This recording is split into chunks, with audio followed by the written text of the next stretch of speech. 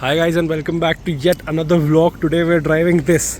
Now this is the 2014 Honda Brio VX IV Tech that used to come as Honda's smallest car back in the day.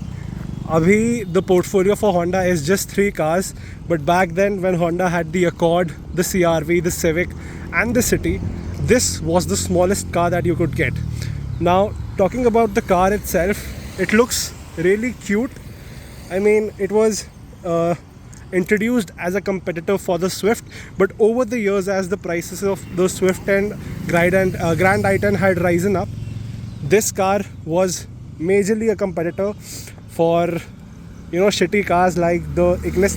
Ignis is not shitty, but the price range in which it fell was more of Swift's category, and the space it kind of offered was more in the category of an Alto. So let's explore as to how this car is, and let me tell you the reason for its failures of what was otherwise a really good car. Now as you can see, you've got a chrome line up front with the Honda logo. This was later changed in the facelift, as you can see right now, and looking at it, you've got your fog lamp housing over there. This air dam and the headlights were redone. They got a blackened out treatment once the facelift was introduced in 2017, but that really didn't help matters, and Honda eventually discontinued this car in 2019. Now in the international market, you've got a new Brio that looks sleeker, is more sharper and has better space on the inside, but Honda being Honda, it hasn't like really introduced that car up here. Okay, so now moving on to the side, you've got stupid 14-inch wheels. This car does need bigger rims. It can do with much better grip. The alloy design remain unchanged even with the facelift, and to be honest, the car looks really small from the outside. It's like the footprint is really small, but the price being paid was eventually a lot. Then you've got your door handles with no request sensors. Back then no one cared. You've got your indicator on the fender itself, and moving behind you can see that the rear door is really small, and once you open the door towards it, you've got these aftermarket looking power window controls that look absolutely shitty, but hey, no one's complaining, right? This is Honda's smallest car, we can actually give it. But that is the real problem. The real problem was with the rear. You never got a rear wash wipe with this car, and the fact that you had a glass back eventually gave it a big problem, because this thing over here, even though sturdy, isn't of much utility, because you obviously don't get the housing for a wiper. Now the boot space is also again really small, around 200 liters to say none the least, and you've got sorry, I cannot open the boot release, and you've got a similar sized spare wheel inside. You've got a parcel tray as well, but the practicality wise, this car isn't really doing a lot of justice as to with what it is. Again, conventional setup, no LED lights back here, but hey, you've got a true exhaust tip, and that's what matters. This being an IV Tech should be really fun to drive, and as we'll explore. Okay, so before that, let's talk about the backseat experience. Now as you can see, there is literally no space back here, so I'm not gonna sit, and but otherwise for small adults it's pretty much fine. Nothing much over here, just a bottle holder, some seat back pockets, and you've got no storage on the door bins, on the door pads. You've got your speaker placement over here, and again, cost cutting by Honda. I mean, what the hell are you doing, dude? That is the reason for your failure. Plastic door handles, and again, no conventional switchery for your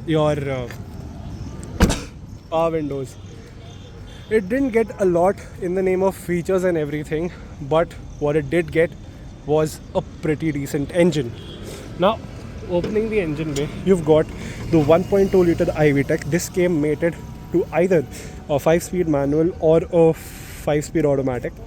That was a torque converter, and you've got no insulation under the hood, but the car itself is pretty well insulated, pretty well calibrated. And let's step inside and I'll tell you as to how it has been. Now, again, a very basic dashboard.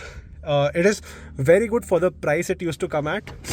You've got a decent sized glove box. You've got a few storage bins over here. You've got a bottle holder over here, although that cannot house a 1 liter bottle. You've got dual cup holders over here. You've got your charging socket. You've got a place to keep your phone or stuff, coins over here. No center armrest as such in the front, none at the rear as well. There's some space over here as well. You've got your manual AC. You've got a rear defogger, as I told you. You've got the switch for your fog light.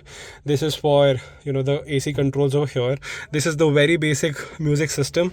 The facelift had gotten a bit better, and it got a 2-DIN system along with USB input, with Bluetooth input, and that brought it up to the mark. But however, at that time, Swift and the Grand i10 were actually offering some better interiors at the same price, similar price point. So why would you opt for a Honda anyways?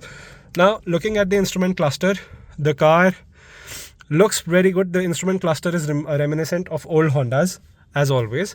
You've got a tripod instrument cluster with your RPM meter over here, the speedometer over here, and the telltale lights over there. I'll start her up and I'll show you as to how the car looks. This panel over here gets the wiper controls. Sorry, not the wiper controls, I'm sorry. These are for the power windows. Now, this thing has been carried over onto the new Amaze as well, and you can see that. You can feel a bit of part sharing over here. The steering though is small, looks nice, and is good to hold. However, the car really does show its age. You've got a manual IRVM. You've got lights over here, no lights over here, and there's no light over here as well. Only one light in the center. Does that work? Yes. Yeah, it does work. So that's that. You've got another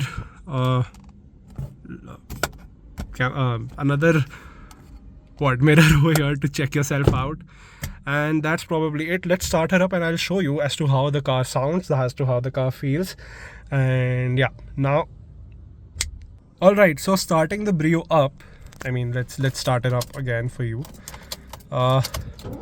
Starting her up, it starts up with no nonsense whatsoever.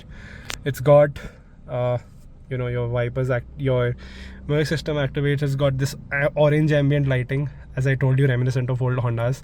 And the instrument cluster looks really sporty, to say the least. This is your wiper action. The wipers work okayish, nothing special. I mean, the wiper blades are pretty messed up, so that's the reason for this. You've got your mirrors. These are electronically adjustable, however they cannot be folded from inside. There's again the telltale lights. The car has run around 50,000 kilometers and it is really silent. The AC is turned off at the moment. Let me turn it on for you guys. And as you can see, nothing really is disturbing this car. It's really good, and it has those typical Honda traits of being a very good engine, and it's decently silent as well. So I guess that's it. Let me show you the audio quality of the car as well. Okay, so the audio quality is pretty decent. Nothing really fancy. And I guess we should shut her up and let's start driving.